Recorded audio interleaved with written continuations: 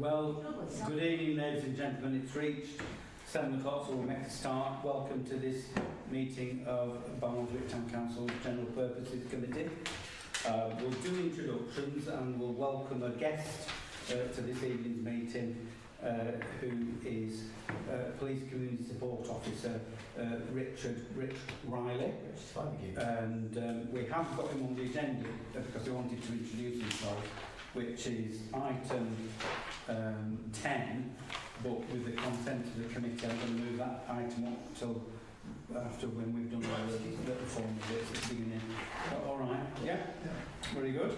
Okay, apologies. We have Mick Strickland. Thank you very much, who's working away. Introductions, I'm David Witt, Councillor of this land. If I go to my left... Joe Gallagher, Clerk of the Council. David Greaves, Okay. Town Councillor. Can't remember where he is. Geordie Graves as well. Town Councillor. Chris Church, Town Councillor. Tom Witt, also Councillor. Joe Robinson, also Town Council. Angela Moran, Town Councillor. And John Spencer, Town Councillor.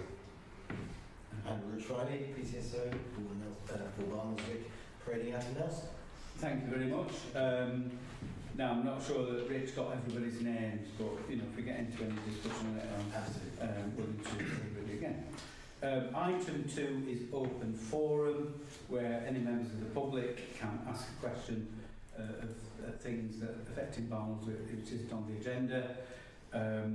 We don't have any members of the public here, but if anybody is watching this online live, if they want to put any questions in the chat, and we'll defer this to the back end of the meeting and pick them up then.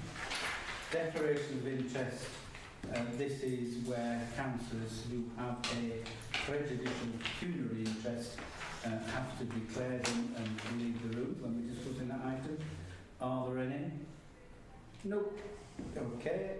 Item 4, minutes of last meeting attached. Would somebody move those? Thank you very much, Dave. Thank you very much. Moved and seconded, all those in favour. Good. Right, item 10 then is for Rich to introduce himself and say whatever else he might like. Rich, over to you. Thank you, Mr. Chairman. Good evening. Good evening, all. My name is PCSO Rich Riley. I work for Nelson Police. I have been given the job of coming to Barnoldswick. Your PCSO Neil Wallin is unfortunately away for a while. I don't know why. Please don't ask me because literally they don't tell me. All I know is essentially I'm here in Neil's absence, and when Neil returns, I'm sure he'll join me as well. So best wishes to Neil. Absolutely right. Neil's been here for a long time. 12 years or something. And I have to say, big shoes to fill. I'm new to Barnoldswick, new to the area, as you can tell. But not new to the job. So this is my 7th year as a PCSO, and I patrol quite a lot of areas in cities, rural. So I've got, I think I have an understanding of what's involved, and most importantly, I think I've got an understanding of Barnoldswick. This is very close in demographic, in the nature and the size to my previous patch. So I'm hopeful, nay confident that we can make some differences. I'm here essentially because there has been some concern raised by David to me on behalf of the town and the council that perhaps things aren't as you would like them. So essentially I think what I'm here to do is try and answer some of your questions in general terms if I can. So please feel free to fire away. Okay. I'll kick off, Rich, because I know in the conversations that I've had with you that you've been very proactive in talking to people around the town. Excuse me. Talking to people on the square, shopkeepers and the like. And as a consequence of that, you've mentioned that you've instigated something called a POP, a Problem Orientated Policing Initiative. Can you tell us what that looks like and what that will involve? Certainly. So, I don't think it's a secret that there have been perhaps an uptick in what we call nuisance antisocial behaviour calls. I've got some statistics for my ward, my patch, which essentially is Barnoldswick, Irby and Falbridge. Earbit. I'm still going to get Barnoldswick. Right. Right. So, hang on. Yeah, go ahead. Earby. I'll get this right. Right. Earby. Suff. Right. Suff. And then Falbridge. All right. Earby, Suff, and Falbridge. And I do hope that's so. Yeah. Earby, Suff, and Falbridge. Yeah. Kelbrook and Barnoldswick. Yeah. So I've got a little bit of data now. For the period 1st of October 2023 to the 10th of December 2023, there were I've come well prepared, I've got my notes. There were 16 nuisance calls made to police. So this is last year, this is 2023. Now, there's three types of antisocial behaviour: personal, environmental, and nuisance. Nuisance is the I think the one that affects most people, if you like. Personal is where somebody goes and chucks it does something you personally don't like. Environmental is, if you like, noise, pollution, etc., which is mostly handled by the town, the local council, people, the area council. And nuisance is where people may fool themselves in the street. People and the public quite rightly phones up, and we log it as a nuisance call. Now, there were, as I say, 16 of those in this period last year. That has gone up to, according to my notes, that's gone up to 54 in the same period this year. So it's quite an increase. It's more than doubled. For that reason, I've spoken to my sergeant line inspector, and we've gone to a particular team that we have in Sudbury. And we are implementing what's called a problem, I think it's right now. Problem-oriented policing plan. It's called a POP. We've got a special team. They come into an area. No, it's not people in house. It's not people on horseback and people in big cars like this. It's quite a discreet thing. Essentially, we come into there, we find out what's happening, what's to be done. We identify specific individuals, and we say, we're going to target these particular individuals. We're going to speak to them, eventually quell the whole thing down. It takes several routes. We start with antisocial behaviour contracts. We go up to community protection warnings and community protection notices, and if those fail, then it becomes arrestable and it becomes a conviction. But we start always on the bottommost rung. And usually, by the time we got to CPW, community protection warning, things start to calm down. I hear from the people I'm speaking to outside, the young men in their black and their hoods, I hear that they aren't I hear from them, they say, what are you doing here? We don't see police. I think it's probably a little bit more engagement needs to be done, and so that's, and David's pointed this out already, I've been around town speaking to people as much as I can, the hours I've got, and that's what I'm doing, trying to essentially be here and be available and be visible. So that's the part that we're talking about. Okay, happy with that? Yeah, thank you. You're welcome. Questions? Responding to silence. Chris, I can see Chris, he has a certain Pleased to meet you, Chris. sort of process before he speaks. Chris? Yeah. You've identified, as you say, that there are certain individuals causing the problem. What can you do from here on? Firstly, what can you do, and then what do you intend to do? Is there any specific action rising out of it? Well, it certainly is, and this team, these people that are coming to Carl in the next few weeks, will help me with this. Say Carl, you did. Barley. People that are coming to Barley in the next few weeks. I've just come from Cole. I started working in Cole. So go to Barley. So the team that's come to Barlick in the next few weeks.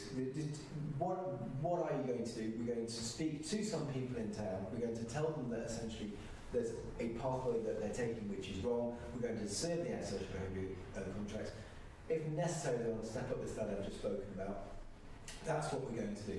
We intend, my job is to reduce that number that I've just brought up, that number of nuisance antisocial behaviour calls. My job, my role, my task given to me by Sergeant is to do that. So that's what I intend to do. There is always a team around a problem. So I'm certainly the most high vis because I've got the yellow jacket on. But at the same time, we've got schools, we've got doctors, we've got mental health, we've got social services, we've got all sorts of things. We have a team around a problem. MASH it's called. And we will identify certain individuals to the MASH and certain, or talk about them and find a pathway. That's what we will do. And what I intend to do is bring these nuisance calls down. I think it's really important to say that it takes a village to bring up a child, doesn't it? Yeah. And that's really top of my mind. And this is where I'm going with the MASH thing. It's a partnership. It's a partnership between police and other agencies, also the police in the town. One thing, excuse me.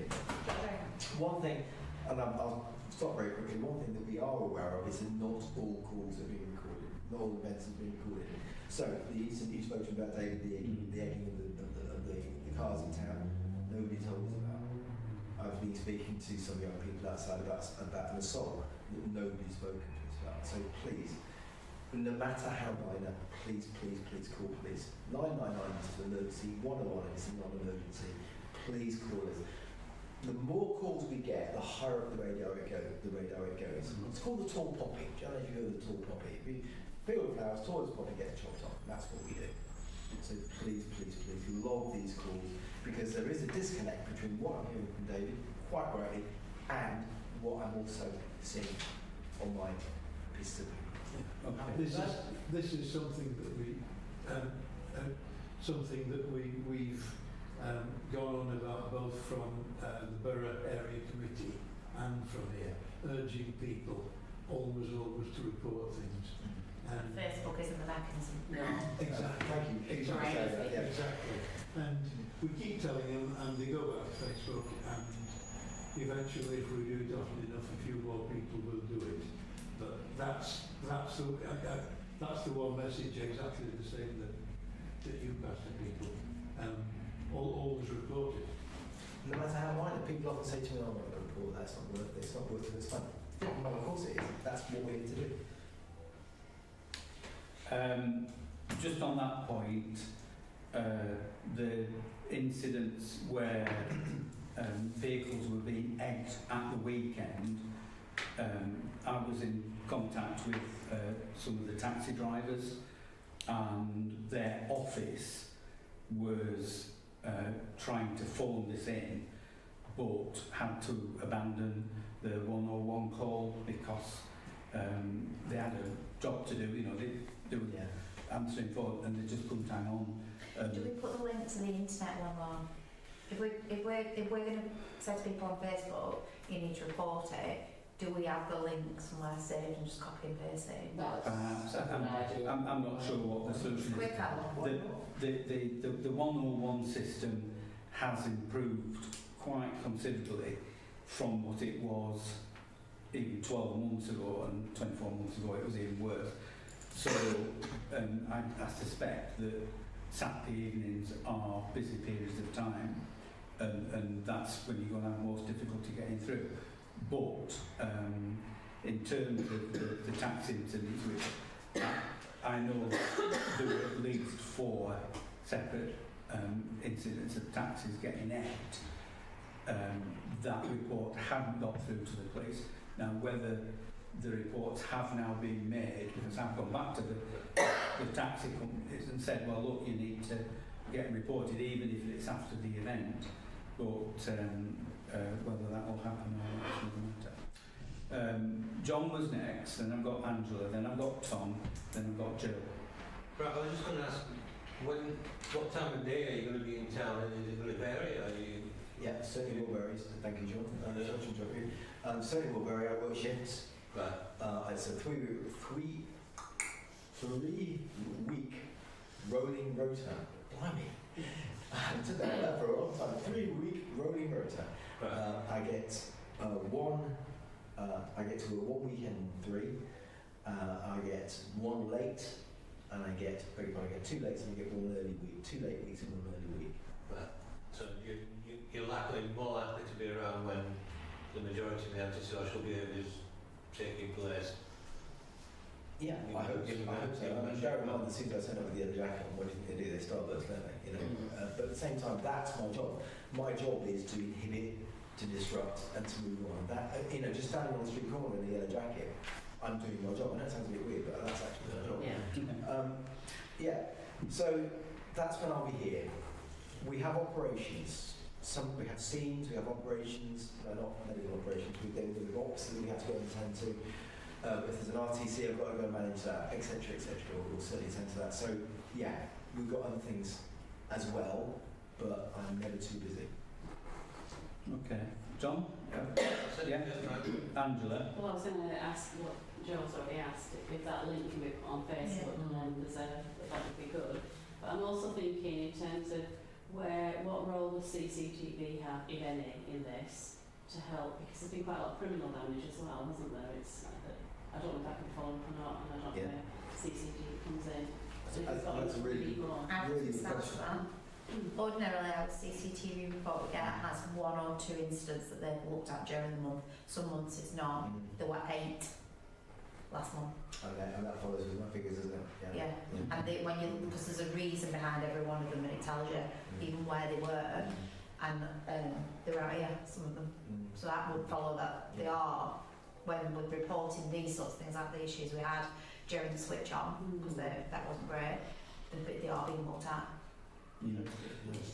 So, Rich, do you want to explain in terms of CCTV? Yeah. Because the CCTV is monitored by the hub, which isn't in Barlick. The police don't have casual access to that. Neither do we. We own the system. It's a local authority. Well, it's ours. Yeah, it's yours. Yeah. It's managed from Blackburn. I'll give you the telephone keys that got damaged. We know the time frame. It's quite a long time frame. It's over 12 hours. So I have to go to Blackburn and look at the CCTV for 12 hours. That's my job, to find out the perpetrator. I know it sounds a bit weird, but that's how it works. The CCTV is there. Big one. They should just be able to skip past an hour and then it won't be broken. They should be able to do that. I know. Yeah. Right, I think that's another discussion. I know that. We have to play their game. All right. So there is CCTV, it does work. There's not as many controllers perhaps as other places, which means that if they're looking at that screen, they're not looking at that screen. It is all recorded. Again, if an offence happens, tell us. We can then get to Blackburn, look through the CCTV for 12 hours, and then find the perpetrator. CCTV is a massively important thing because we rely on 3 things. We rely on information, which comes from you. We rely on evidence, and we rely on an ID. So information is the telephone kiosk was damaged.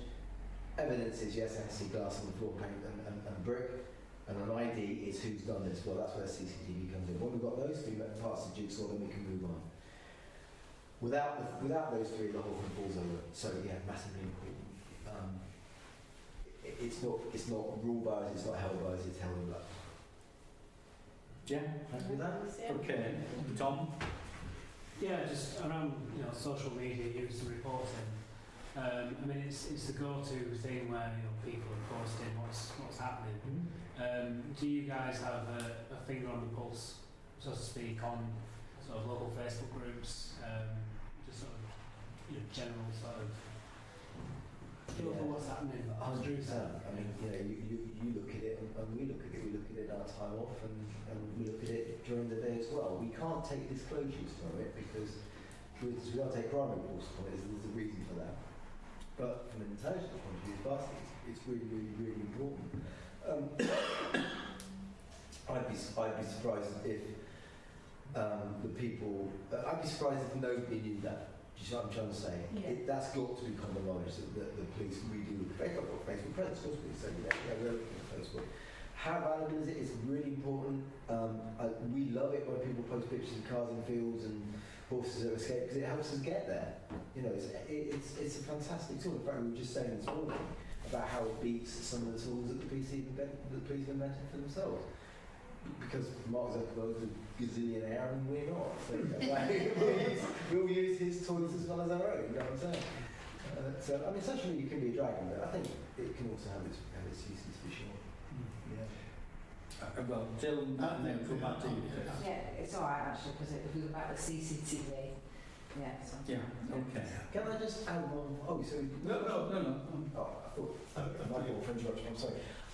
We're talking sort of a bit about facts and figures and data. I just wanted to say that in this period, 1st of October 2023 to 10th of December 2022, there were 375 incidents recorded that weren't admin, administration, in other words, we have to call them, or they weren't road related, in which they weren't speeding or RTCs.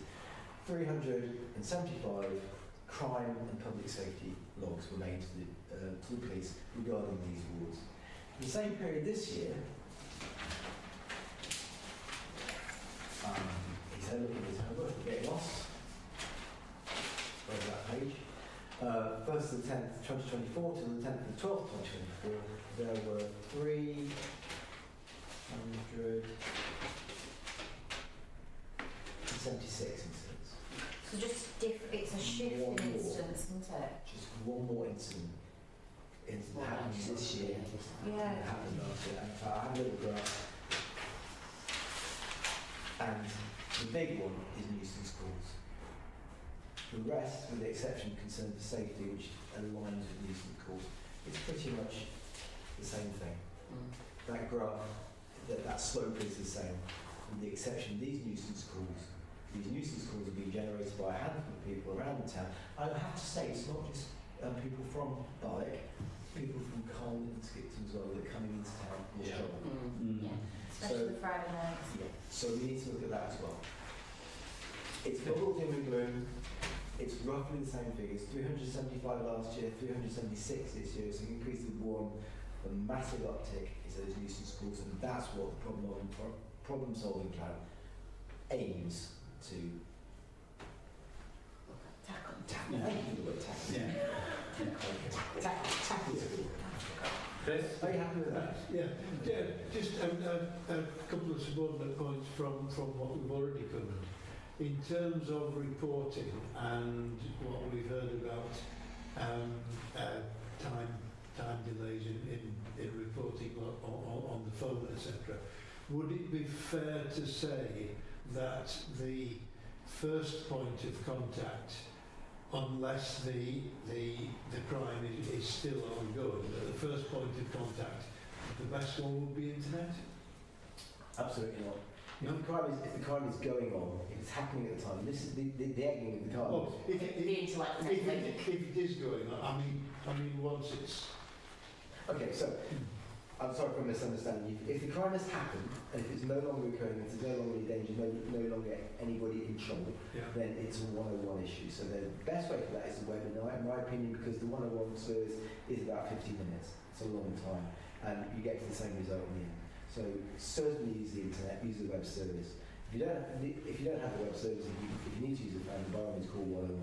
But it is a long time, about 15 minutes, and that's by necessity. Believe me when I say the 101 is actually our switchboard. If I have to call the HQ, I dial 101. I'm not joking. That's our switchboard.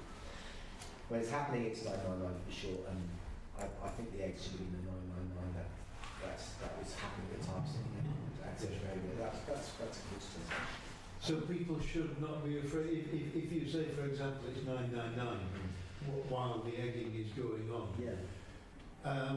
should people be reticent to ring 999 if it's something fairly small and trivial?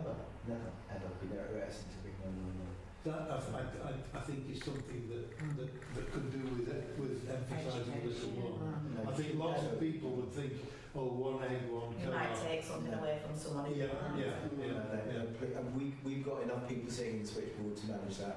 we can triage it, we'll allocate resources. It might time with something's happening on the other side of town, it might be somebody we're looking for. You can give us the information because you're sitting there on the scene that I can't see, that the people in CCTV can't see. No, never be afraid of the phone line. Right, so it's definitely 999 whatever while it's ongoing. It's 101 when you're reporting it after that. If it's a non-emergency, if it's after the fact, if the danger has gone away Yeah. and there's nobody injured or whatever, then absolutely, then the 101 is perhaps the And most. still 101 preferable over online. No, online was if it's happened. Go that first. So I'm saying it's up to you. The 101 says it can take a while because Yeah. it's busy, as I'm saying, it's my before. So there is a web service, you can report the crime online, do it that way and it goes to the same place. It's actually a little bit better because you can type in exactly what you need and all that sort of stuff. That's what I'm Sorry if I was unclear. I mean, internet as opposed to phone. So got you. Thank you. I've just got one bit of a caveat in terms of 999 calls, because we're on the border. Yes. This has come up not recently, but certainly if we look, sort of within the last 24 months, there's a number of times when people have phoned 999, and because it's picked up by a mast in North Yorkshire, the call is routed through to North Yorkshire. Harrogate. Well, it's wherever their call centre is, I don't know. It was reported some paramedics being assaulted outside my house. Yeah. I think it's close. I think it's everyone who lives close that way. It was years ago when I lived on Collins Street. Alright. So To Yorkshire. the They went, we can't do that. the one I remember is when we had some thieves operating at St Mary's Avenue, and somebody rang 999. We've got thieves, sort of, they were checking car doors and the like. That call went through to North Yorkshire. Unfortunately, it then, sort of pinged back to Lancashire. It wasn't prioritised, and they did the thieving. They disappeared, and it was all, it was sort of like they could have been caught She in wanted the the act. police, Pardon? The girl who ran, she worked for police. Yes, I don't know whether there's anything you can do about it. With 101, it gives you the option, press 1 for Lancashire. With 999, it automatically routes it through to where the telecoms companies think you are. And it's because everybody's on the mobile phones now, on landlines. So And that's it. Isn't it? What can you do about that? Don't stop phoning 999. Don't let that be about. I think it's awkward. I think it's frustrating. You just have to work through it. That's terrible. That's all I've got. Yeah. May I ask you, Chris? Yeah, thank you. The one big issue that I had when this occurred to me, now it was quite a few years ago. It would be 20, I think. I was out in the wilds between here and Clitheroe in heavy snow. Saw a tree down across a road. Obviously went on to 999 to report it. Was put to North Yorkshire, who hadn't heard of places like Clitheroe, literally. But they couldn't transfer me to their Lancashire colleagues. No, They actually they asked could me. transfer the log.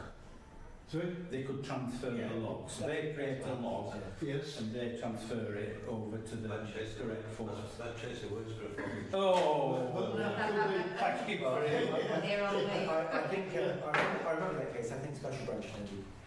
Oh, Right. right. Okay. I think we've heard it. I'm trying to think of another book there.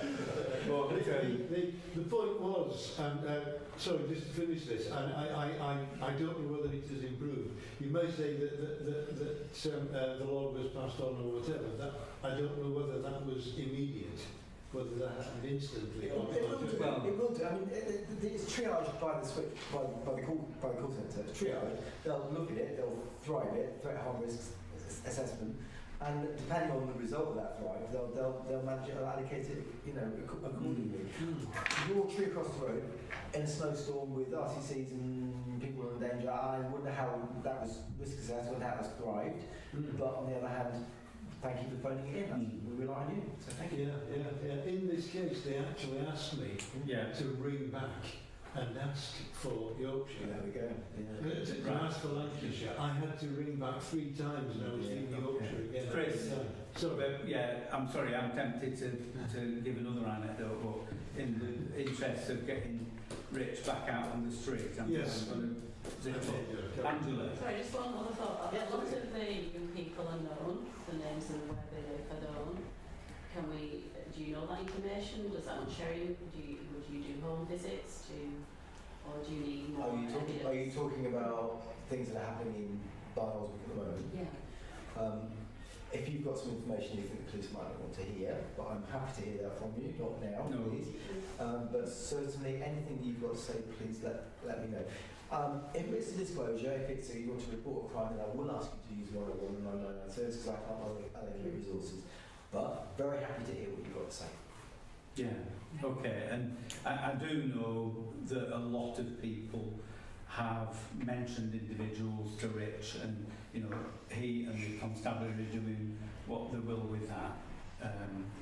So I think local residents do recognise a lot of the perpetrators involved with some of these incidents. I think, can I just say, I would like to come away from finger pointing. Okay. There are, as a group of people, some from Cole, some from Skipton, some from Barnoldswick, some from wherever. It's easy to say that this has happened, therefore I think it must be that guy or this guy. We need evidence. We need those 3 things. We need information, evidence, and a positive ID before we can start pointing fingers. And that's really, really important because otherwise we put up barriers between ourselves and other people, and that's what we need to avoid. As soon as the barrier turns up, if I go to talk to somebody, they run off in the other direction, and that doesn't help anybody. Okay, I will accept. I'm suitably admonished in terms There's of. no admonishment there? Okay, all right. Just on a final point from me, if there's no other comments, questions around the table, we do have volunteers in the civic hall basement, on the basement floor of this building, who run a youth club. You've been to see them? You've been to see them? Yeah. They have had to stop the Friday night youth club because of the, I think they described as an increasing minority disrupting the behaviour, and the organiser has been talking to the town council earlier this evening to say that the Wednesday evening sessions, which are for a much younger age group, are similarly beginning to be disrupted by the older set. The point I want to make, we had a meeting from the area committee with the county council last week to try and get more positive activities underway, and I'm personally very much a great subscriber. It isn't only about enforcement, it's actually giving positive activities. It might be young people, but all age groups, but positive activities that actually give gainful entertainment or diversion, yeah. So it's really disappointing that we don't have more investment from LCC in providing youth workers and consequently youth services, and then the volunteers who were trying very, very hard to make those things happen are less able to do so because they're just overwhelmed. So I think it's, you know, enforcement, yes, but It's not necessary. yeah, Not all the time. but you know, positive activities and, you know, let's give meaningful things for people to do. Can I ask a question? So they're bringing the youth bus back here, and they've asked the question whether they can hook up to our electricity again like they did last year. Is everyone all right with them doing it? I think, It yeah. just means that they're it right. doesn't drain the battery, you see. Yeah. Ash is outside of the bus at the moment. Yeah, Okay. so he said he had access to it, but I need to make sure you're all happy with them using Yeah. the electric. 'Cause Yeah, so that this is the electric hookup that we've got on the toilets. Yeah, happy with that. He came and tapped, that's what he came to ask. Just as an observation, I've just been speaking to people from the youth club, and they were telling me about a group of people who are trying to get into the youth club. They've caused trouble in the past and been excluded. And it occurs to me that there is a section of the community that maybe is being a bit marginalised, and a bit shut down for actions that may or may not have occurred in the past, or actions that they may be afraid of happening in the future. I'm really interested in investing in finding some diversionary activities, and I'd be really, really interested in any ideas. Again, coming back to this, it brings up a village, takes a village to a child, and so anything that anybody think of that we can find that I'd be, you know, happy to be involved in or help with, you know. The Wednesday evening group, are they, because I was very disenchanted about the whole youth club setup, they asked me to go down and have a look a few months ago on a Wednesday evening, and there were 40 to 50 kids down there dressed in bin bags with neon, baking, making toast, colouring, and just having an amazing time. That's right. But then maybe they've got to that group early enough to have a positive influence Yeah. on them. Quite. But cracking bunch of kids, Yeah. I even considered volunteering. I've just been down there, it's been a really positive experience. Yeah, You know, it's honestly, people great. baking and then messing around and then doing Yeah. wanting to wear my hat, whatever. Big loving it. kids. And then I'm walking out and there's big kids, and it's not in front of this, Mm. you know, and then I'm walking out and there's 4 or 5 people, essentially there's nothing to do, you know. But they're too old to win. I know that. Yeah. I think we've had Rich for over half an hour, and I think he's got better things than Oh, what we do. not better. No.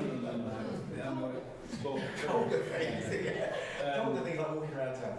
So I think we want to thank you very much for coming along.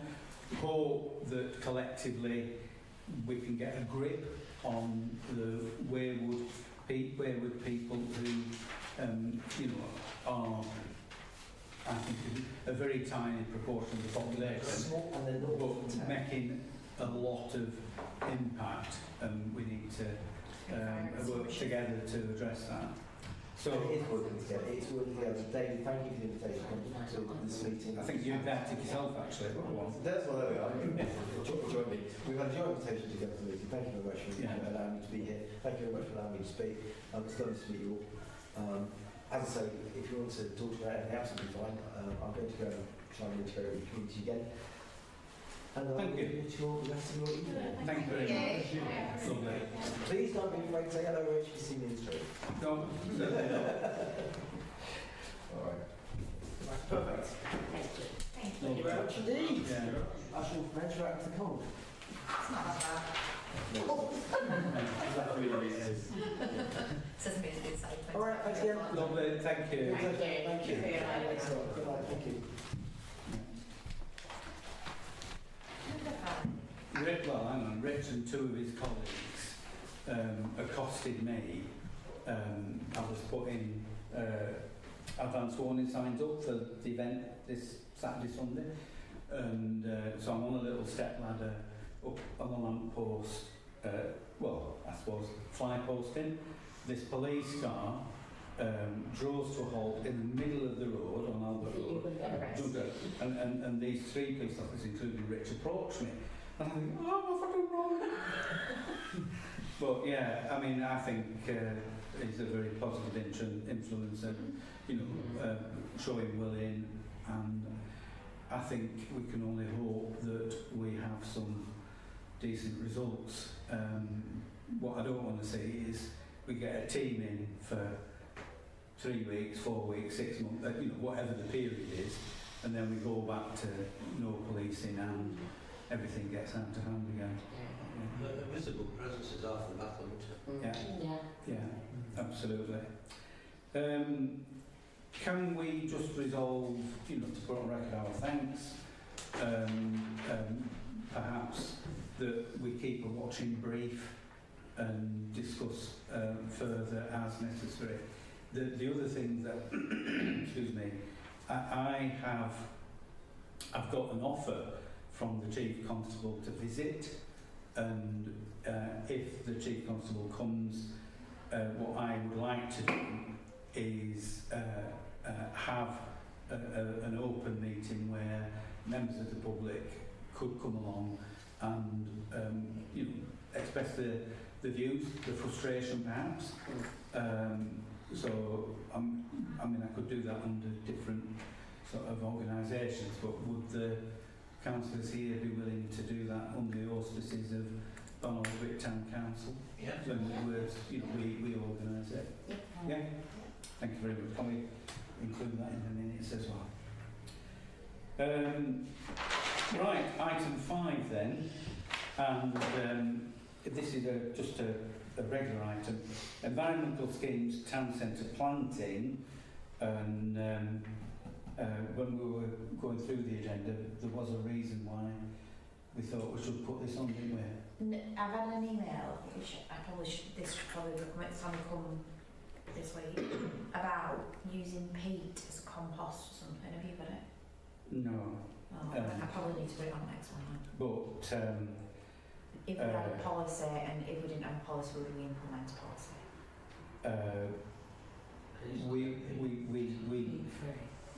We know that our suppliers do use reduced peat, and it was going to be introduced as a requirement for commercial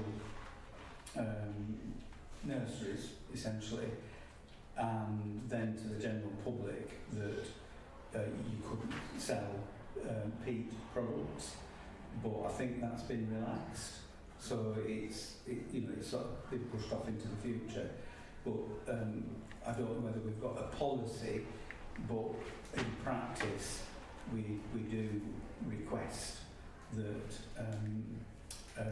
the products that we get are at least reduced peat, but peat free where possible. And I know we have had bags and bags and bags of peat-free compost that you've been used on jobs. Jill? Well, it's nice to see that the court just signed peat-free this year.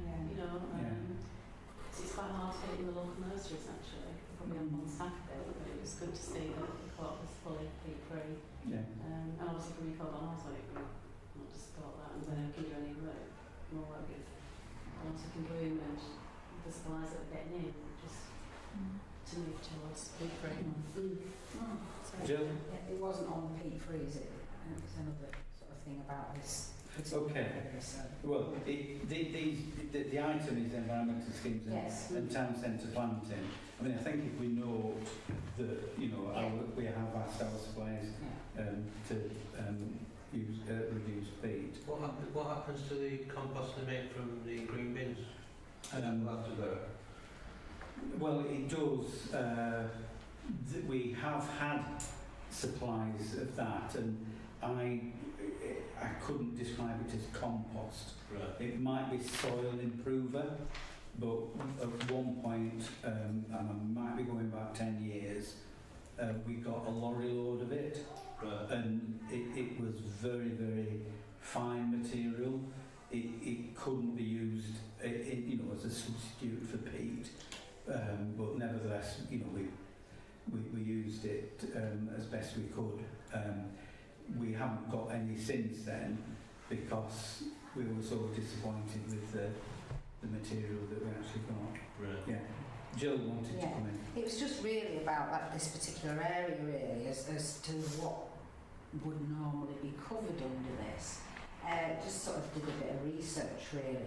And was under the environmental schemes. Okay. Yeah. So just a little bit of research I was looking at around other sort of areas that, a similar size towns, etc. And there was a few, and I was just wondering whether, if we wanted to raise something that's, I won't sort of go through them all because it'll be in great detail, but in essence, there's environmental land management schemes, local nature recovery, grassroots action, which is a little bit of what ECA is looking at.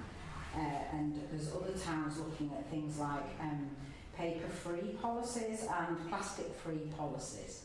So really, it was how do we,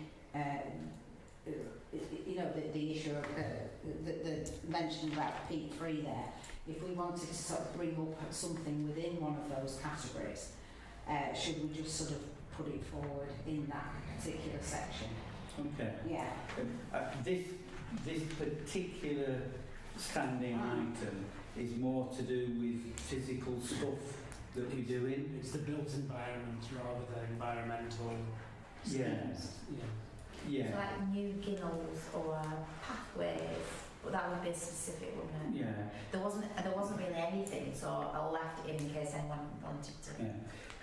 The one thing that I was going to report, one of the environmental schemes that we're on with is the planting of 100 metres of hedging down Victory Park. I mean, this is one of Councillor Tom Whipp's projects. I mean, Tom, drew the specification for the hedging, this and that and the other. What I was going to report tonight was that those hedging plants are due to arrive at some indeterminate point in the future, because they were going to come earlier. They were due to come, late autumn, but they didn't have everything in stock. So we're on tenterhooks as to when all this work is going to arrive, because you need to sort of plan your planting and all that sort of stuff. Who would you use for the planting? Are you looking for volunteers? Volunteers. Right, okay. But in that respect, we've got an offer from Filtrox, who they would have not a shutdown, but they would have a day when they would release their staff to do the planting as an ecological scheme that they're doing. The thing that I wanted to ask about, because I'm a bit sort of like this with it, but the original idea was to reuse some of the bamboo things, stakes. Yeah, but they're only short. The reuse some of the bamboo stakes that we got from the Woodland Trust, together with the plastic spirals, and I'm not sure whether we got enough, but I've seen quite a few examples lately where hedge planting has been done between fences.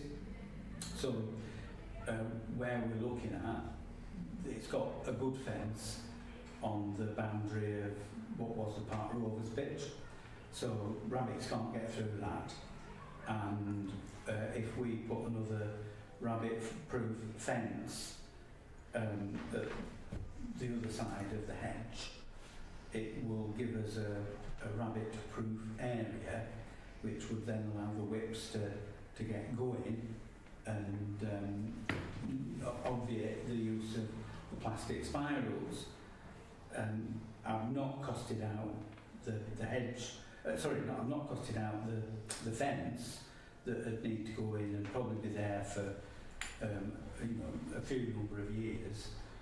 But environmentally, it ticks a few boxes really. So you do still have the carbon impact on the fence itself, which, if you consider, the metal work compared to the thin plastic Would you extrusions. put a metal one up, or would you put a wooden one up with a you'll have to stop the rabbits. No, but you can put the rabbit-proof Chicken wire. that up. That's got a carbon cost. If it could So be used. And What's the rest? I do think we shouldn't shy away from plastic outright. Sometimes it is the best use of resources, because I mean those plastic spirals, they're very thin, they're very, they last a long time and they do what they're supposed to do, and I think you can get biodegradable ones now. So yeah, I think it could still be a good cost versus time thing, as well as, I mean, obviously your success rate will be higher with proper fencing. I know the Rivers River Trust, they use stock fencing and rabbit fencing in areas where they want that better success rate over the spiral usage. So let's just make that up there. How many trees are there, Tom? Sorry, Angela. Well, that's how many trees are there? How many? 100 metres.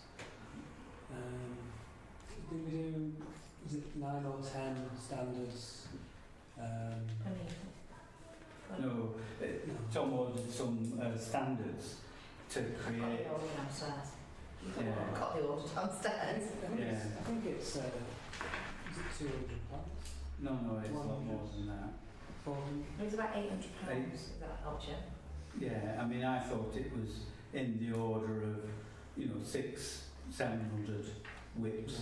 Yeah. I think it's 5 whips per metre, so 500 sounds. Okay. Angela, we don't know. A couple of years. There were just two thoughts that role as to, because we used to tree planting at West Craven, I'm not sure if they still leave the guards on or whether, because they actually took quite well, whether they could come off. There's 700 up there. That's how many got damaged. And there are other big tree planting schemes in the area where we might be able to borrow some, and then like your point, they're being reused, aren't they? Yeah. Well, we do have some because, for instance, the tree planting scheme that we did up at Leckley, I can't remember how many that was, but we recovered the spirals off them, probably a little bit too early, but we should have them. They haven't been thrown away, so we can probably do it with what we have, or with what we have plus a few more.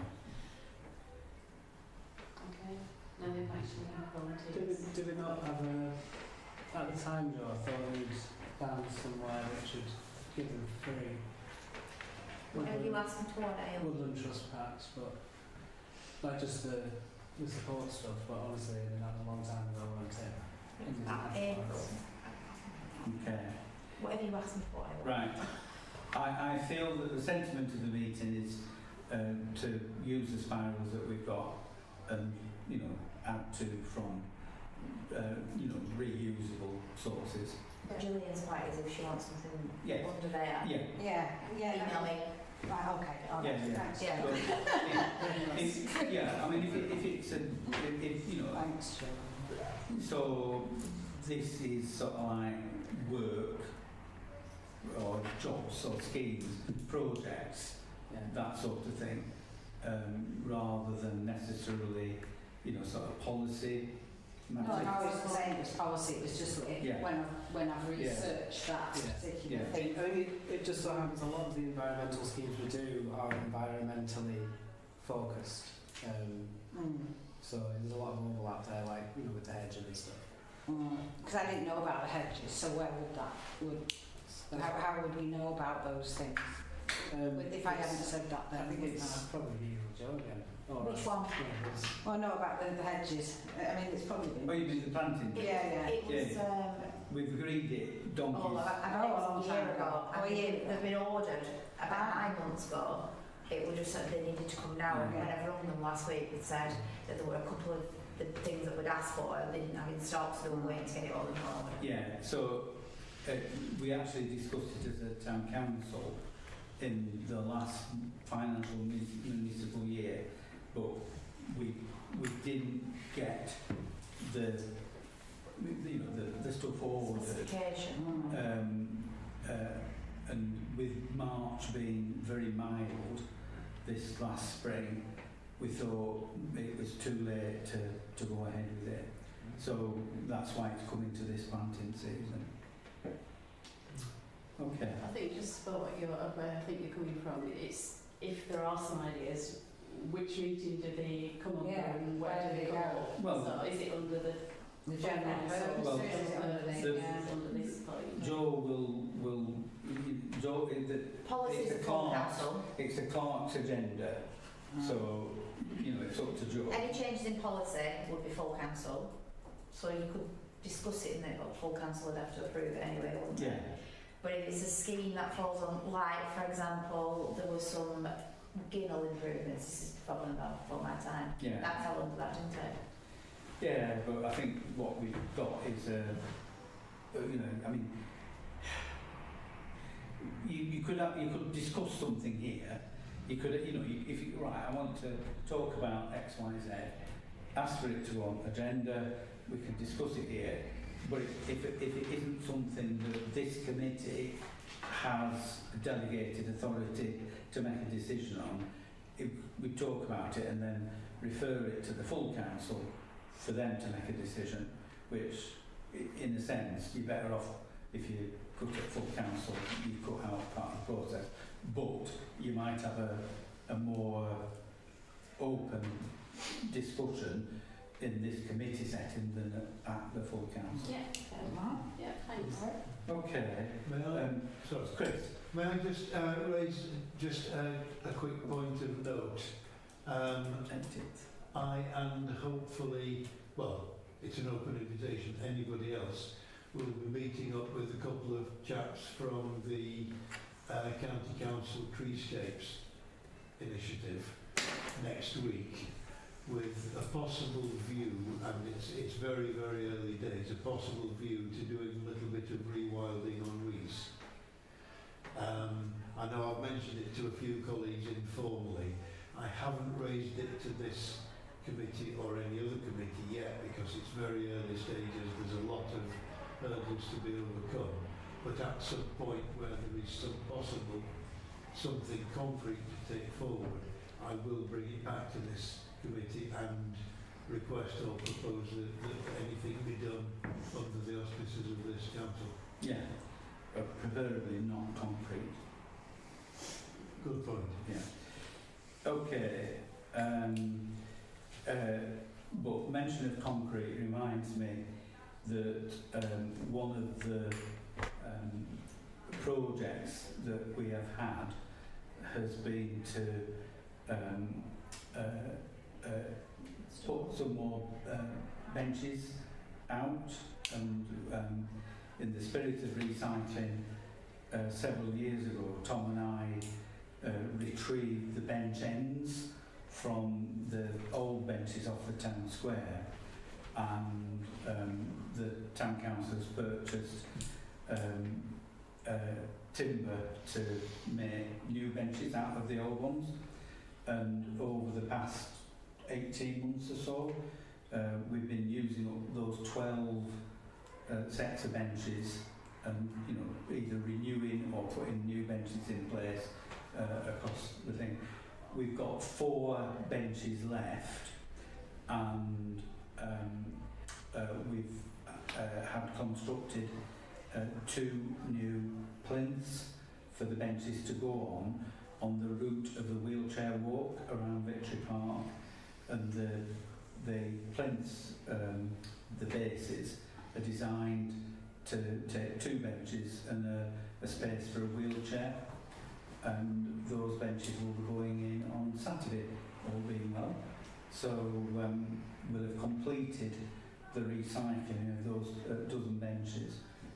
So I think that's a very positive step forward in, you know, not only reusing the benches but freeing up the space that they were actually occupying when they've been in storage. Yes. It's taken about 18 months. Yeah. Okay, any further the sort of schemes that I'm talking about? No? Suggestions thereof? Right. Events programme 2025, and I just wanted to dodge back to the Switch On event and thank everybody that was involved with that. There were I think there were a few learning points that we've listed out, and we don't necessarily need to discuss them here, but you know, we could sharpen up here, there and everywhere. The aftermath of the switch on is that the trees need to come down. So, you know, it starts in October and it goes right away through to January. But January, I think January the 4th, Yeah. we will have our traditional New Year tree takedown. And we do welcome any volunteers, whether they're town councillors or members of the public, to help with that, because many hands make light work, and you're all welcome to come along. So it's Saturday, weather willing, Saturday the 4th of January to do it. If anybody's available, they're very, very welcome. Right, events 2025. Joe, what, if any, decisions do we need to take about the ones that we've got this financial year? We've got Ice and Fire, which is 25th of January. The Wizarding Magic is 22nd of February. And we've got Barnoldswick in Woodland on the 29th of March. We are looking for people willing to dress up for at least 2 of these. It's not in my job description. Says she. You have a chance to dress up. There's like an activity. So Yeah. the January event is the January event is as discussed at our previous meeting on an Ice Wars theme. Read star for ice, and we're looking for characters that fit into that universe. Anybody, you know, sort of. Are they really small or really tall?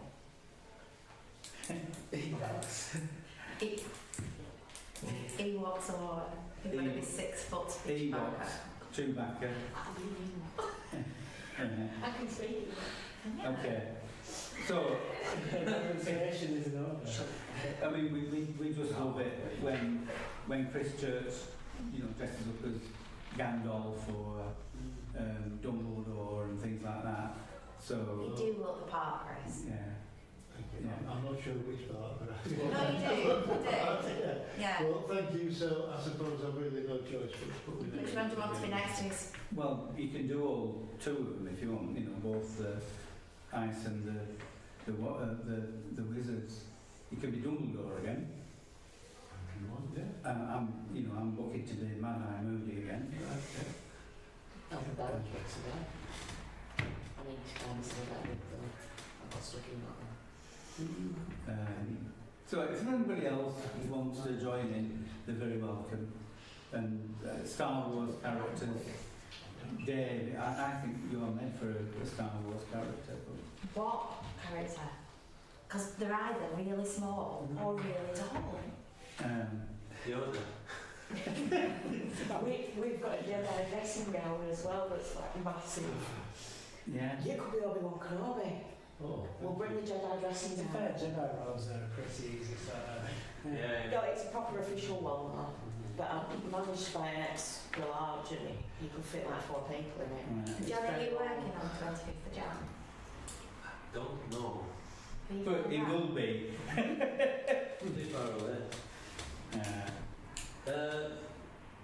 Well, which one is it? To take photo, that's February's. Yes.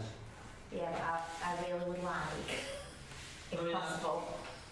Yeah, I We can bought some costumes in multiple sizes and different costumes, and the ideal world would be we'd have some stormtroopers and the children get dressed up and have the picture taken against a backdrop, if that's possible. yeah, That would make me really, really happy. yeah, I should be able to do something.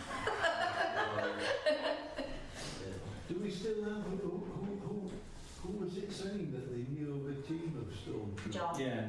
me. Mick. I've got the number. Yeah. Ah, good. Yeah, so we're in contact with them. Yeah, Tell me again the 2 dates before. they are the last Saturdays in the month. 25th of January, 22nd of March, February. sorry, 22nd of February, and then the 29th of March. Okay. Otherwise, I think everything's sort of like, you know, on track. Big ticket items have all been done, paid for, booked, and so we know how much money we're like for the budget for events. Okay. We'll put a market thing out this afternoon. Within half an hour, she'd have now booking some market stalls. It'll like mid-afternoon, so people will be at work on this. That's quite good. That Yeah. the events are attracting traders as well. Yeah. Anything else on that? No? No. No. Item 7, to consider the format of Bands on the Square 2025. The reason for this, well, there's sort of two things that are sort of pressures really. The first pressure is last year we didn't manage to cover the cost of the event, so one of the things that we've been thinking about is how we can well, hopefully reduce costs a bit. And then the second pressure is when we get to the end of the event, we have a huge amount of work to do, not a lot of time to do it in, and that inevitably leads to people, you know, working gigging hours and finishing at ridiculous times in the morning, or, you know, working through the night on the Monday night, Tuesday morning when we finish, Or even the Tuesday afternoon. or on, you know, not this last year but previous year, was it? Yeah. Where Tom and I we worked all day on the event, then we worked overnight de-rigging, and then we just carried on. And so we went, you know, from whenever it was, 8 o'clock on Monday morning through to... It was 36. It was, yeah, 36 hours straight. So we don't think that that's really sustainable. We've tried bringing crews in, local crews, you know, we pay for, and that's been successful. This year we have a local crew and they worked through till midnight, and we cleared all the site. So, you know, the last piece of fence went away just before they finished, and we still then had all the technical stuff, the stuff on the stage, that all needs to go back or be packed in the van ready to go back on the Tuesday during the day. So with the two pressures, we've got a proposal which would slightly reduce the cost, not a massive amount, but nevertheless reduce it, and do away with that very, very prolonged and difficult deal at the end of the event. The suggestion is we reduce the event to 3 days, that we operate on the Friday as we do now, on the Saturday and the Sunday we operate as we do now, except we add an hour in, so we start at, you know, if we start in at 12 noon, we will start at 11 in order to give some of the sort of student space that we will be losing on the Monday, and then that gives us we would, you know, when we get to the end of Sunday night, we sort of like put a padlock on the gate, get some sleep, come back at 8 o'clock or whatever time the following morning, with a local crew, hiding crew, who are hopefully fresh, and we then do what we would have done during the night, during the day, and we still got stuff to take back on the Tuesday, but at least we're doing it more sensible hours, and it isn't being that well. Yeah. I couldn't say that, but in fairness, it was something else a couple of years ago before we started getting bruising. Is it ends as a big celebration in on Sunday. yeah, You can lock it up, don't worry about what's packed out until the next day when you're a bit fresher, yeah, and then No, it's you've got really bad. daylight and yeah, a yeah. bit of energy. Yeah, so that's the idea, but we need to, have approval from committee to go down that route really. Sounds sensible to me. That's what I agree. Okay. Can I just ask, Jill? there's other things around is that sort of dealt with in this meeting, or is it a separate meeting for the bots? We have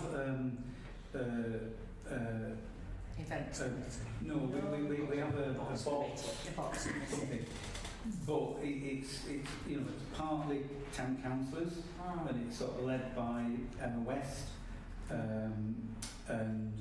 but it involves people who are sort of coming just to help with that event. So it's a bit of a hybrid thing, but essentially it is under the responsibility of the control of the town council through this committee. And it's representatives of the town council meet with the police, environmental health, licensing, whoever it may be, to sort things out. Yeah? Okay. The other thing, which I don't really want to get into the detail of it, but just so that people can think about it, is we're looking at having a bigger bar on Albert Road itself, so that we would set up I think that's going to end up in the principal bar, isn't it? I've got your agenda. No, we don't need to turn it, we've got a plan for that. What have you? Oh, I've got yeah. your free one. Well, yeah, but we've got a permanent solution. All right. Sorry, I'll mention it. Yes. Who? So, Yeah, whereabouts They is don't the last. bar going to be in relation to the station? we put it last year where we had the first aid. Oh, No, we'd set up at the one on Frank Street. Yeah. So we have a 4 position set up facing onto Albert Road, close to that entrance. right. Moving the entrance further back. Not very much, if at all, but yeah, possibly. But we can move the entrance further back because we have another several metres to the boundary of our licence. I think the licence extends in the summer. Yeah. Yeah. That's right. Those pop-ups could be just outside that. Yeah, but it's been convenient for us to pull back a little bit for reasons of not blocking shop front. Yeah. So that's not fixed in stone. We're just throwing it out as something that we're looking at doing, which may improve our income generation, may be easier to operate it.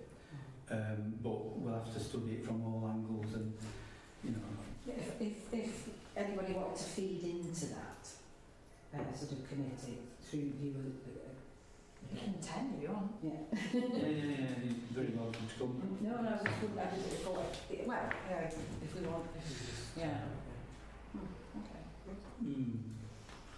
Okay, so But if you want to feed them, send it to me. I'm quite willing. I go to all meetings, so.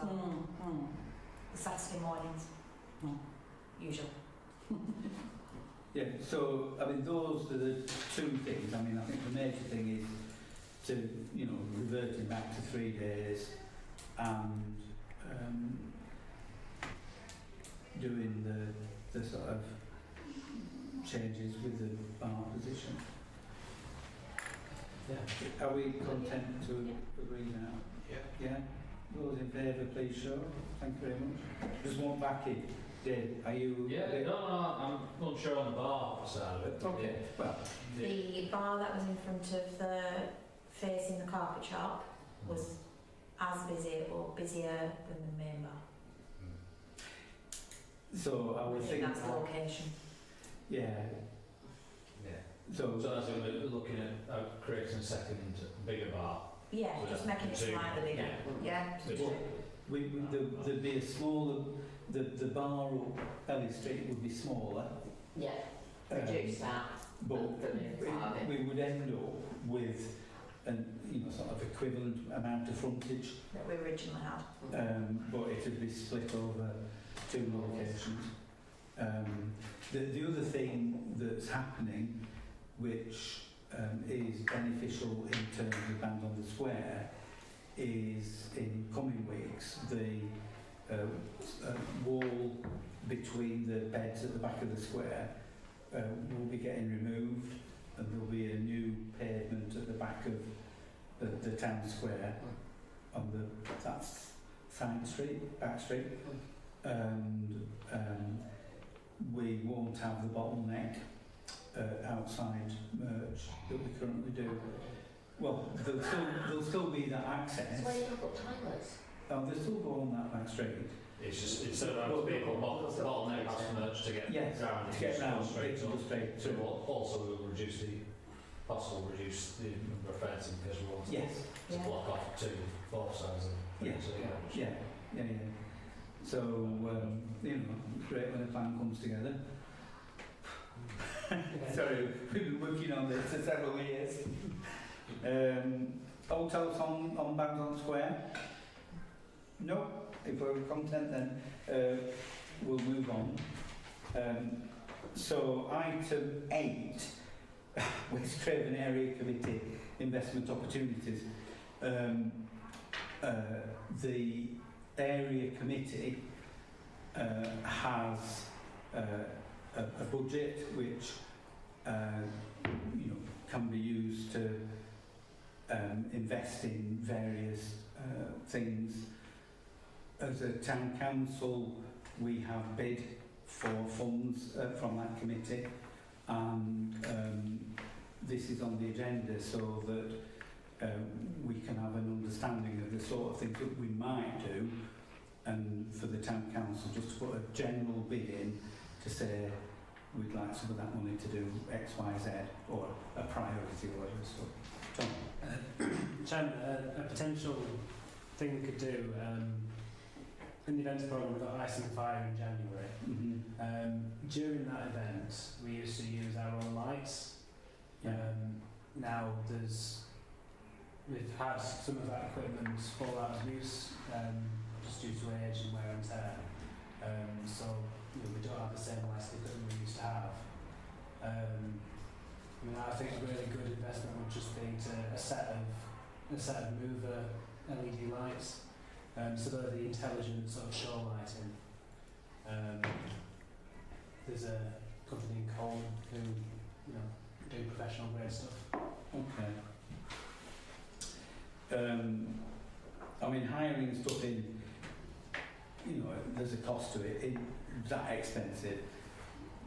But the real drawback is you've got to spend time picking it up and taking it back. So, you know, you might spend half a day going and getting some equipment at the beginning, and then you've got half a day taking it back at the end. So, Specifying what you want as well and knowing how to use it. so lighting, another one from me and Joe. This is where we might not Fall need. out. No. No, this is right. So one of the issues we talked about Bands on Square, putting the bar at the bottom of Frank Street. is that where we have it up on Ellie Street, the back of the library, we pull the power out of the Reynolds Centre, and we've got a 32 amp three-phase supply which comes from the railway centre and it does the bar area. With the supply on the square, the 63 amp three-phase supply that we have behind the stage, we try and use that exclusively for stage. We have had one occasion where we think Emma plugged a kettle in, but it has tripped out mid-track in a show. And at first everybody thought it was part of the act, that just went quiet and died. And so we don't put anything on that supply that either takes us above the ampage that we could draw, or is liable to cause a surge or anything like that. And fridges and freezers are notorious for they switch on, compressor just starts up and it sucks power. Yeah. So I was talking to Joe about we couldn't put the bar on the stage power because of the risk of overloading the system, or just having a trip because of whatever. Someone's still capital. Yeah, so could trip we were thinking of how we get round that, and the solution was a Jenny, and we can get a Jenny and we put it at the back and that powers them up during the day or when we're operating short time, and then overnight we can happily plug stuff into the stage power overnight because you're not using stage power. However, in another strand, we were looking, and we've got the contractors lined up to put a supplementary 32 amp three-phase supply to an alternative location on the town square. And you might recall I was talking 12 months, 24 months ago about trying to get an alternative performance space instead of that middle bed. Now that's not happened, and it may not happen, but part of that was putting a 32 amp three-phase supply so that we could power a little stage up in that location. Given the uncertainty of whether we would ever go ahead with that, and given the need for us to have a supply at the Frank Street end separate to the stage supply, the proposal that I've asked Pendle's engineers to look at is to run a new 32 amp three-phase supply out of the electric box on the Ellis Street side and take it over to a cabinet that we've got on the Frank Street side. The benefit of that isn't only in terms of the bar potentially being on Frank Street, but when we do all the markets, we currently have probably sort of half an hour coming in and half an hour going out, sort of running distro from a box to actually get power of the market. So that supply in the cabinet on the Frank Street side would facilitate the markets and also the bands on the square.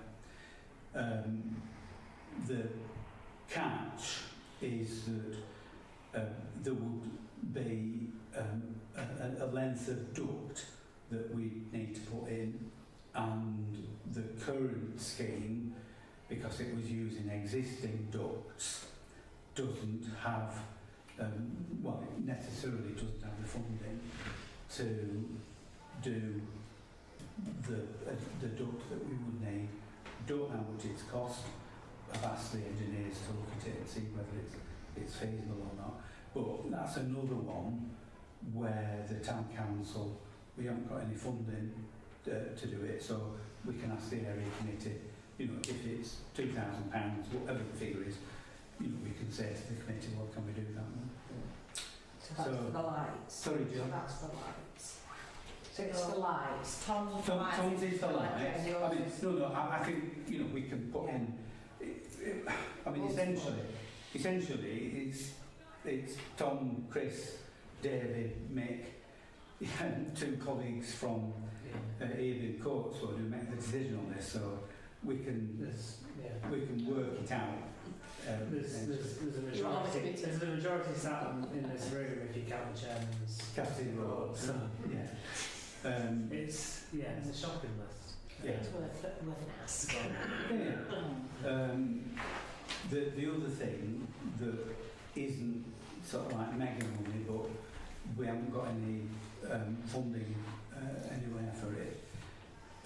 The original town square scheme included notice boards on the back of the town square because the old one was taken down and it hadn't been replaced. Now we should have a notice board on the town square as a town council. For one thing, by law we're required to display our premises licence on the premises, and we haven't got anywhere to put it. So when it didn't happen with the original scheme for one reason or another, it then didn't happen because the money ran out, and these heritage notice boards are rather more money than you like to think. So that's another one I thought of. Just for advertising events, It's more agendas and stuff like that. It's more, you can advertise events. Oh, we've got events in there, certainly. So there's 3 things there. Now there might be other things that people can think of. Calling for volunteers is one of them. Sorry, say Calling again. for volunteers to help with events. Yeah. When it's actually on the town square. Yeah. Yeah. And people do look at them, People said to me, I didn't know that had ever happened. despite the fact that, you know, there's like 24 roadside boards plastered all over the area. Thousands of leaflets gone out. Yes. Do you not know people go on your time? Well, but you hope that the 6th time that they hear about something, that, you know, they might, oh yeah. I don't know what marketing is hit to. Well, that I mean, Bluey and Bingo are the top dogs today. Anyone's loose end on Saturday Wants to dress up as Bluey and Bingo. Oh, My child loves doing it. yeah. She's not a child, she's 25, like, but I don't even know Blue and Big. Sorry. No, I do either, but Actually, it's grown up. they're Australian. Australian. Angela. Sorry, can I just ask a question about signs? Because we had a sign on the bus stop hunting area, Yeah. which has been vandalised 2 or 3 times to the point where it's now not on. And you could argue maybe being on a single sort of pedestal was probably the wrong, because it was tempting to try and pull it off, which is what's happened. But we keep thinking about how can we repair it. And I know David Harris is looking at different ways to try and put it in a more permanent fashion. But I just wonder why you're talking about this, if there are any other thoughts or ideas. And one of the things that keeps coming up, and I know the back of the bus timetable is used for event planning boards, but at the time when an event board isn't up, could we put a board there, or even a board behind it that you cover up when there's an event on? Because we've got a nice piece of artwork that's not being shared, and we could get that printed bigger, Yeah. put it on there, event, and then you can just put your our event boards on top of it when there is an event. We did that with the Visit Barnoldswick signage, didn't we? Yeah, covered it. Yeah, so. Was that on the back of it? So we had a baseboard which had, you know, like slots to put the event signage on. But the baseboard had Visit Barnoldswick printed on, so that way you didn't have an event board on it with is when the default. Yeah. But just as I mean, as a We town tried our, council, we tried our best. yeah. As a town council, I'm sure we'd be happy to do that. But of course, although we belong the bus shelter, it's actually a Lancashire County Council I mean, yeah. thing. Yeah. Yeah. Yeah. Could you not put it in the ground on like a piece of stone? But it's just the funding of it, isn't it? Yeah. Mm. Oh, that's a bit short. Yeah. Try and find more, just get it back up there and it's... Yeah. So each time it's getting more damaged, isn't it? Yeah. I think that's the thing about reporting though. Yeah. That's been reported. Yeah, so Yeah, part well, of 54, I won't look at that. I mean, I've already reported twice, but definitely reported the first time. yeah. Every time. I think we've made some Yeah, well now, now he's been in, it's good to know that. Called bringing people back to bidding for funding. Are there any other ideas that people have?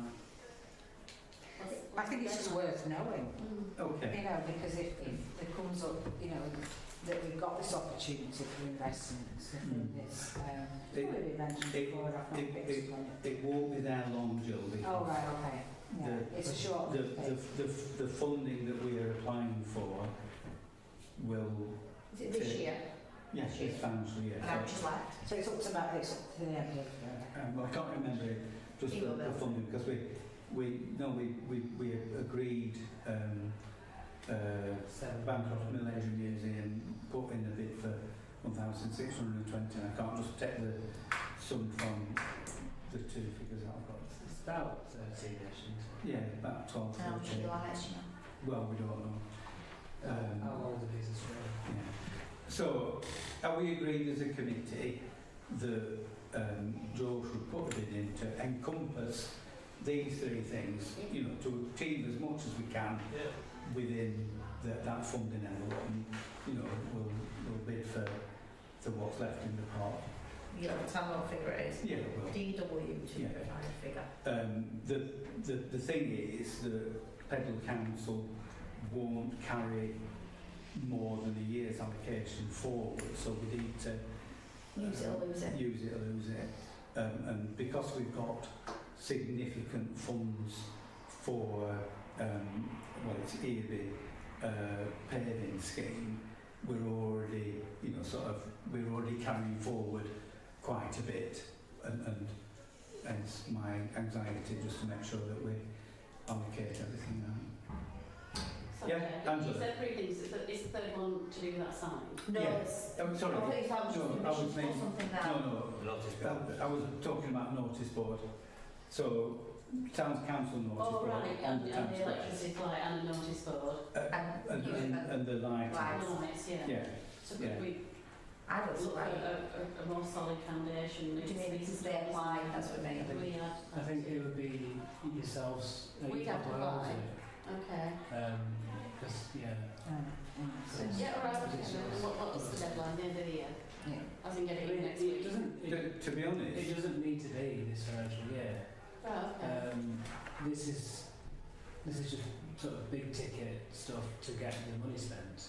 But the applications are open all year round. Ah, okay. Yeah, that's good to know. Yeah, sounds good to know, yeah. but if it isn't mega money, Barlick and Bloom said that they would pay for, Yeah. so Bloom might. They've already funded part of that, so Pardon? they've already funded part of that. Yeah, well, through the because We yes, just thought they did it. it being higher up might be more of a deterrent, you know, for the Yeah, than being because it's that low. yeah. But I mean, I think the idea of using the back of that sign. And then covering. I mean, I'd be a bit reticent about covering it up with the event signs, to be honest. Yeah.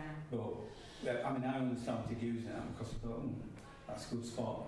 I've got a different way of advertising on that bus shelter. We're not precious about keeping it.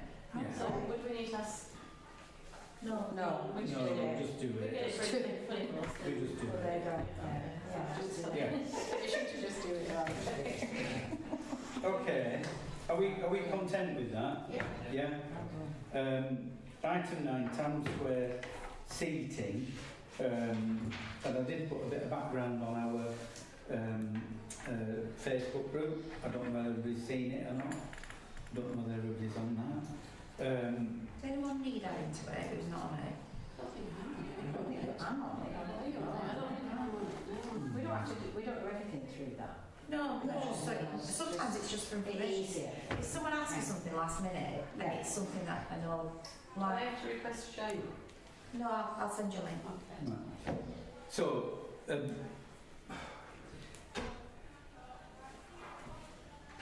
got marquee on Town Square. On the pallet next to the stage, we've got some chairs. The fence at the front of the stage is opened up virtually every evening, so that young people can, well, they were sitting directly on the stage, not doing any damage, you know, but using the shelter of the marquee and something to sit on. Last Sunday, they actually pulled chairs out of the pallet and they arranged them on stage, sat round, you know, they had they didn't have a party, but they just chilled out on the stage on our chairs, fair enough. But at some point somebody smashed one of the chairs up, so one of the reports of criminal damage is this chair that was smashed up. So I'd really like for the youngsters of the night not to feel that they've got to go behind the fence in order to have somewhere to sit. So reason number one why my suggestion is that we provide some picnic benches in the marquee. Second reason is that we've got another set of kids, or it might be the same set of kids, or it might be some overlap, who like playing football on the town square under the marquee, and because of the orientation of the marquee, they kick the ball and it hits the shop windows, which winds the shopkeepers up. Now, I mean, on Saturday afternoon, on Sunday afternoon, one afternoon, I did get them to move and they went to Warmsgate, but inevitably they'll be back on the town square. So reason number two for picnic benches is if we have picnic benches under the marquee, it's much more difficult to play football. Now, sorry Tom, but it wouldn't stop them from moving the picnic benches, but they are quite heavy and robust and things like that, so less damage. Third reason, and this is sort of like, you know, sort of just thinking on, is during the summer we put the small tables and chairs out, which, you know, we pay somebody an hour in the morning, an hour at night to do it. If we had the picnic benches there on a permanent basis, they needn't come in and out. So on a summer's evening when there's loads of people from the local bars chilling on the square, they can use the picnic benches rather than our tables and chairs. So the whole of, you know, sort of that thought process leads me to think it's worth a punt putting picnic benches on the town square on a permanent basis, and it should reduce nuisance, although it could act as a magnet. It should reduce the level of criminal damage that we have suffered, and it could reduce costs on our regular sort of, you know, better weather operation as well. Discuss. I'd say it's a really good idea. The small tables and chairs are getting tired, so we will have to replace them one way or another. And something a bit more permanent and a bit more stable is a really good idea. Yeah.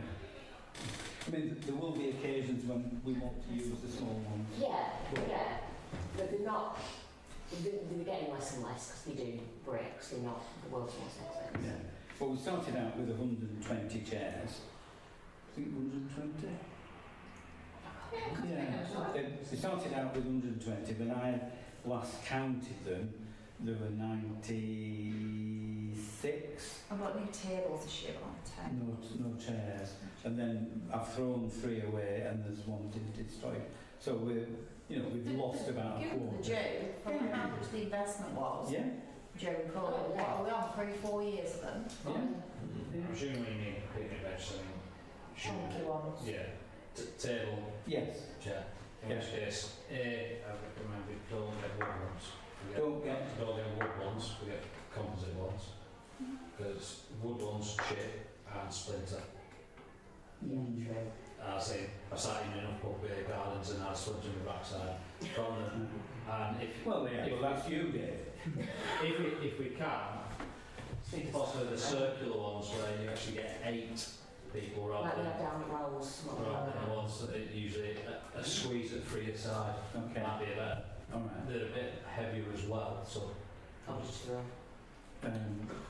Yeah, I mean, I was thinking that we do a cheap source of wooden picnic benches, but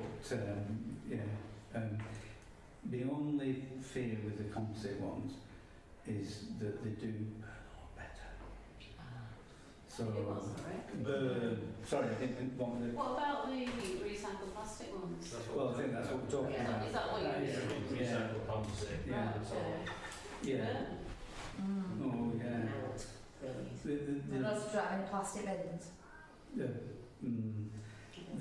I think we need to weigh that up. Yeah. Tom. Yeah, I mean, I'm in favour of getting the wooden picnic benches.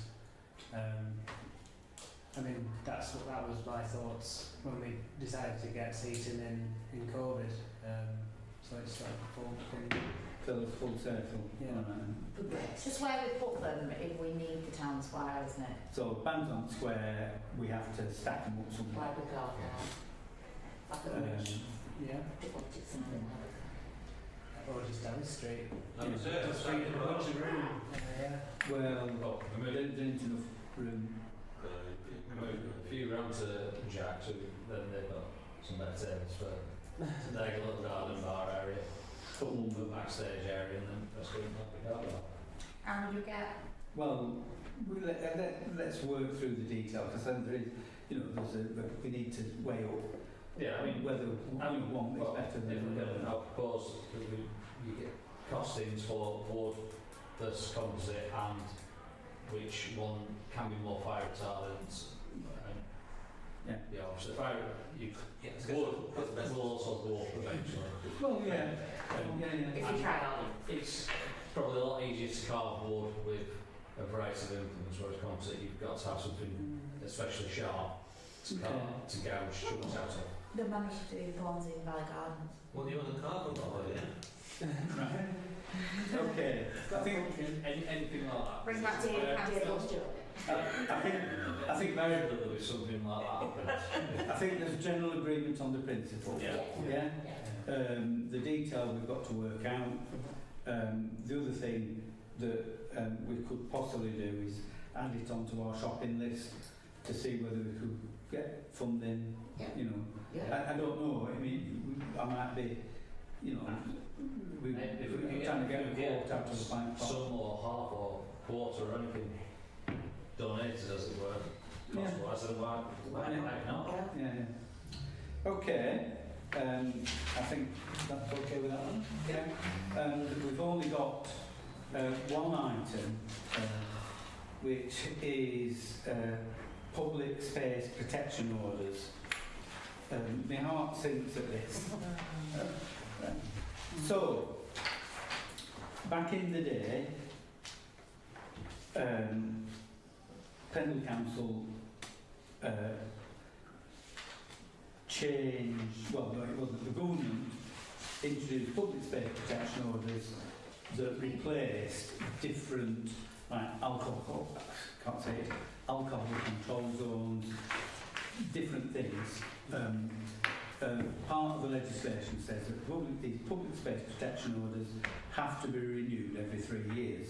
So Pendle Council goes through a process of consultation about the nature of these public space protection orders.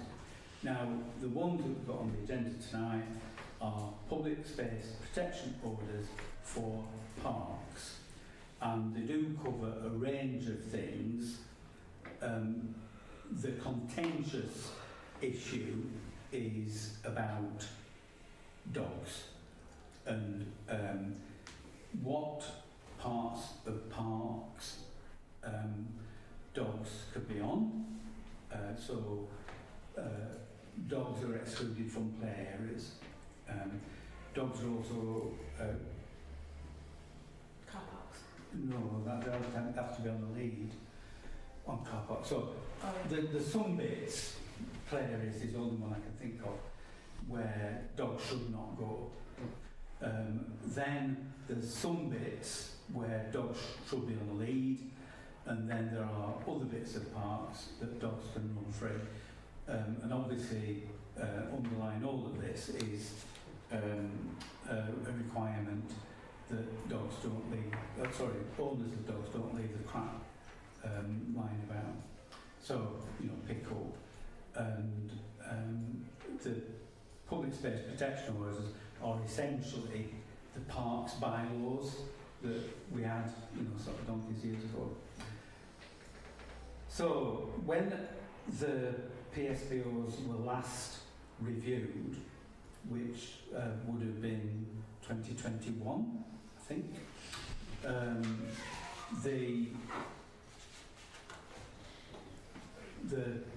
the council, Pendle Council, was using some one of these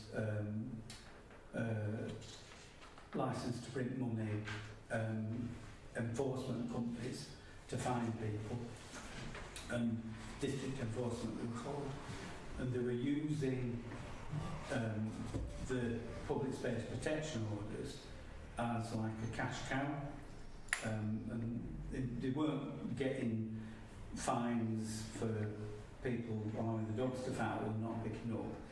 The fines were for, you didn't have your dog on the lead, or this and that and the other. So it was a hugely controversial issue at the time, and as a town council, the town council said, well, we want to, be less onerous. We want to be more relaxed about dogs in parks. We resolved at the time, and I'm going to say it was January 2022, to ask Pendle Council to take different bits of the parks out of the level of restriction that was in place. However, that didn't happen because Pendle Council were on a time scale and the PSBOs ran out. So our requests weren't implemented. Now then, we've come round the cycle again, and as a town council, we haven't put any fresh resolution forward to say, we want X, Y, Z, and they've not really paid attention to The previous one. the 2022. He said to me he was putting them back in again, so I haven't got it on this, it's not on this email. Right. I've got what he wanted there. Okay, so the person at Pendle who does it, first of all, it came to the area committee at our meeting earlier this month, and we said, well, hang on a minute, this doesn't, include what both Barnoldswick and the Abbey Town Council were asking for. So we got an email yesterday, and what the guy at Pendle was saying, if any or all of these changes to be clear, they will need to be subject to public consultation. We will not be able to agree what is to be carried, what is to be varied,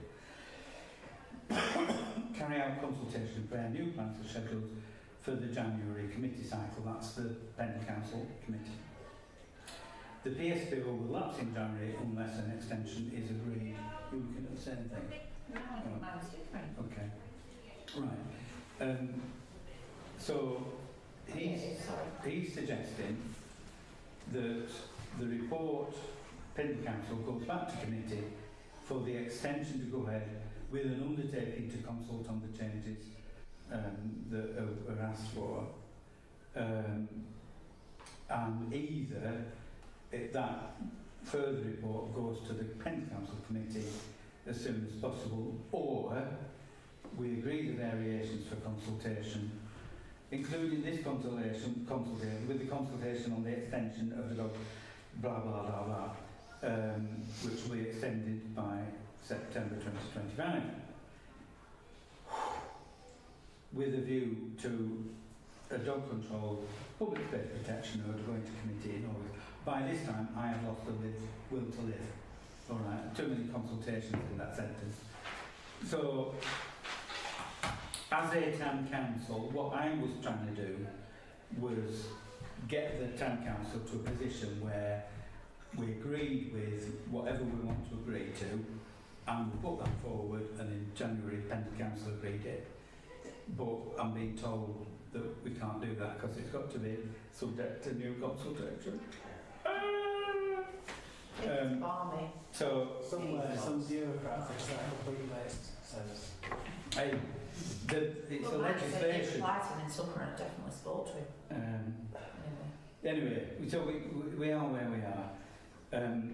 I know what we wanted to get previously, it says, but it may be that a new town council wants to do something different. So I put it on this agenda thinking that we could agree what we wanted and that, they then implemented it. But he's telling us we can't. So pretty much they've already decided and we've got it. Well, they'll just renew what's already there, they'll ignore what we said. Procedurally, he needs to consult on the changes that we might want to make. Thinking it through. Consult with who? Pardon? Consult with who? Who are the statutory Public. consultees? No, it's the members of the public. So, my suggestion... Put a link on Facebook with this, ignore it. Pardon? Put a link on Facebook. I mean, we got the consultation comments through from... There were quite a few consultation comments on what they advertised. Yeah. So, I mean, I split it to go on the agenda so that we could come up with, right, we want X, Y, Z. I don't think we can do that. Given the email that we've just got, I think we can discuss it in January at a full council meeting, which is the proper place to agree it. And we get maps and we say, right, well, this is what we want. Surely we're suggesting changes based on the consultation results they received. Because... No, he's saying that as a town council we did not submit any, comments in the consultation that were carried out. Well, we did it. So, in essence, he's saying that we should be now consulting on the next cycle in 3 years' time. No. What he's offering is doing it. Agree so that all these consulting bylaws don't lapse, that they are renewed as set out, and then as a town council we say what we want, and then Pendle Council consults on that revised specification, and then it's subject to consultation. That can be agreed subsequently, and that would come in later. sorry, that's... Full council, some said with absence, so this is what's this, and now let's crack on. Yeah. So, Right. so Stop asking questions, So Tom. they publish what they've got, they consult on that, that consultant then, surely, if they're consulting, they must make changes.